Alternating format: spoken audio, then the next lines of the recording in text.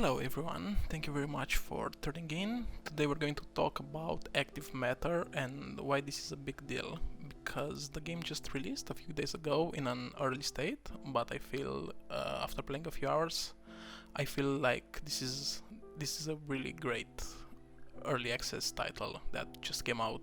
The graphics, the movement, and everything else feel very good and very integrated into the Stalker-esque vibe, like a DayZ with anomalies, let's say. I feel like the movement is like an armory forger. It's really clean, you have a little bit of weapon sway, the animations are great, but the animations feel a little bit fast, so like when you're picking or when you start running, things like that, they are really fast. I think they have to turn that a little bit to ease in and ease out. So, what is active matter? Well, in this game you just have to go into a raid and extract, so it's a looter-shooter extraction, but the idea is that you have to fight these anomalies that appear around the world.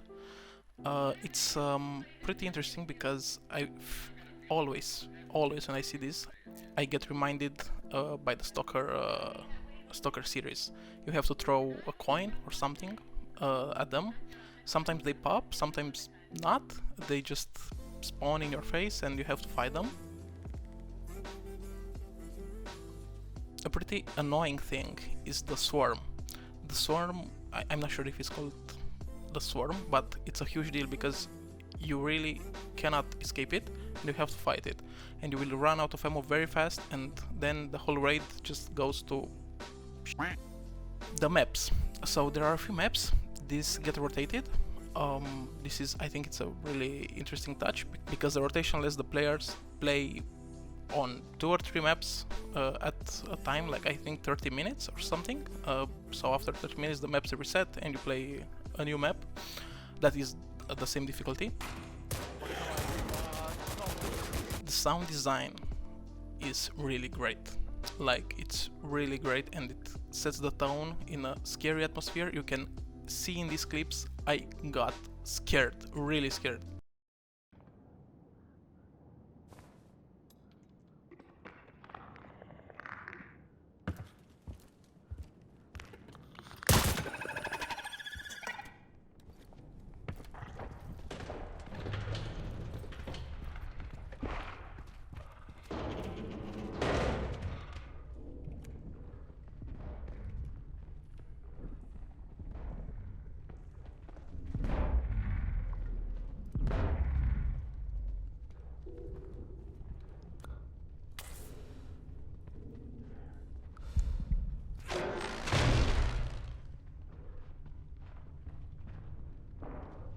The progression is interesting in a way that you don't sell items directly to other players, but you have to refine them, and after you refine them, you get the credits in game. There is a market, but it doesn't feel like it's player controlled at the moment, so the economy is like set by the game, and it's a good thing. Like, you can see that in Escape from Tarkov you had the flea market, and that leads to a lot of problems like real money trading or things like that. So, why do you go into these raids?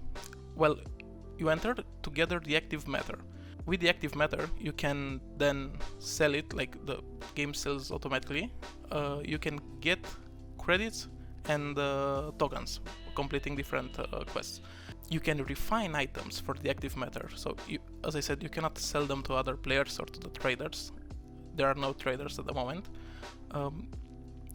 And you can use the replicator to create items for you. Like, let's say if I use a replicator to create a combat knife or maybe an AK, but once you have learned that blueprint, so you don't know every recipe from the beginning, you have to work for that, which is amazing. Again, the progression seems to be really defined by the active matter gathering.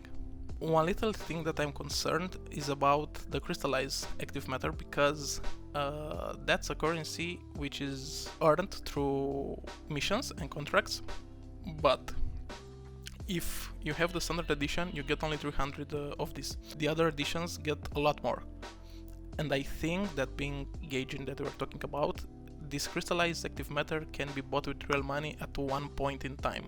Well, I'm not sure when, but I think this is a really great concern. I don't think pay to win is good for the longevity of this game.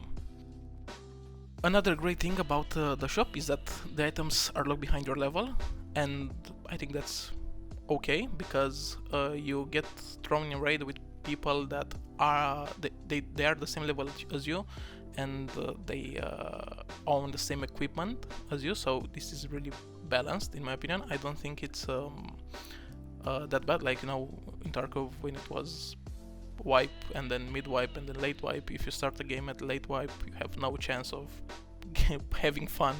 You just have to grind from the beginning. I think here this is awesome, because you can just hop in 2 days. I don't want to play anymore for 1 week, and then I come back, and I think it's really great. The quest seems to give you a lot of rewards, like I get 1000, 2000 credits for the beginning of the missions, like the first 2 or 3 missions I really got a lot of money, which is great. You started with 25,000 credits, and you use that to purchase weapons and ammunition. The maps are amazing. You can see here that I'm using the anomaly that it's presented to me in a way that I have to climb the building vertically, and this leaves a lot of free room to camp players, or maybe to fight another squads. In my opinion, this game is really great. It has me hooked. I really enjoy playing it. I'm going to create more content. The game doesn't have any major bugs. I haven't found any. I think it's really polished. It has a bright future. Let's hope that pay to win is not going to kill this game, because we know that Gaijin has a predatory monetization policy, like $60 for a tank, premium tank, $70 for a jet in War Thunder. I think it's too much, you know. Like, if this is going to be a premium product, I'm looking forward to make more content about this, because this feels really great at the moment, and it's really scary. It's really scary. And yeah, I think this is going to be awesome.